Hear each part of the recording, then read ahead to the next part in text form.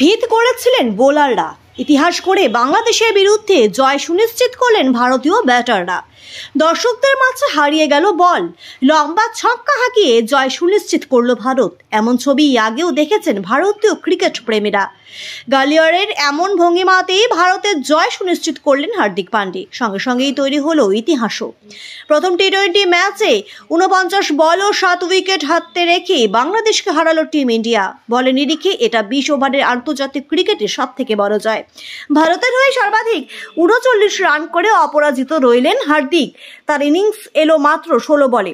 অভিষেক, নীতিশ রেড্ডির সংগ্রহ 15। তিনিও অপরাজিত রইলেন। হার্দিকের পাশাপাশি আগ্রাসী ইনিংসে নজর কাড়লেন সঞ্জু স্যামসন ও অধিনায়ক সূর্যকুমার যাদবও। উভয়েরই সংগ্রহ 29 রান। 127 রান তাড়া করতে নেমে ভারতীয় দল অভিষেক শর্মার দৌলতে শুরুটা বেশ আগ্রাসী মেজাজেই করেছিলেন। তার নতুন ওপেনিং পার্টনার স্যামসন খানিক দেখে শুনে এগোচ্ছিলেন, তবে ছোট্ট বোঝাপড়ার ভুলেই রান আউট হয়ে 16 রানে ফিরতে হয় অভিষেককে। তবে স্যামসন ও সূর্যকুমার দুরন্ত ছন্দে ছিলেন। তাদের দৌলতেই তরতরিয়ে এগিয়ে যায় ভারতীয় ইনিংস। দুজনে 40 রান যোগ করেন। তবে স্যামসন বা সূর্যকুমার কেউই ম্যাচটা শেষ করে যেতে পারেননি। হার্দিক নিজের কাঁধেই সেই দায়িত্ব তুলে নেন। 4 মেরেই নিজের ইনিংস শুরু করেন তিনি। গোটা ইনিংস জুড়ে বোলারদের থিতুই হতে দেননি হার্দিক। তার আগ্রাসী ব্যাটিং এবং নীতিশের পরিপক্ক ইনিংস ভারতের জয় সুনিশ্চিত করে। তবে জয়ের ভিতটা গড়েছিলেন ভারতীয় বোলাররা। ম্যাচে টস জিতে এদিন প্রথমে বোলিংয়ের সিদ্ধান্ত নেন ভারতীয় অধিনায়ক সূর্যকুমার যাদব। তার সিদ্ধান্তকে সঠিক প্রমাণ করে ম্যাচের প্রথম ওভারে সাফল্য পান অর্শদীপ সিংহ।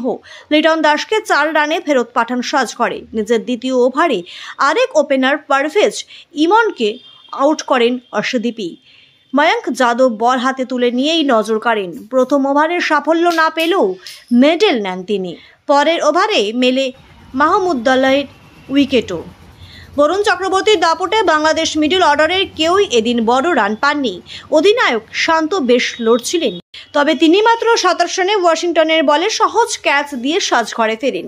শেষের দিকে মেহেদী হাসান মিরাজ 35 রানের ইনিংস না খেললে বাংলাদেশের হয়তো 100 রানের গণ্ডি পার করাও চাপ হতো। কোনো ক্রমে 127 রান তোলে ওপার বাংলার দল। সেই রান যে জয়ের জন্য যথেষ্ট ছিল না তা বলাই বাহুল্য।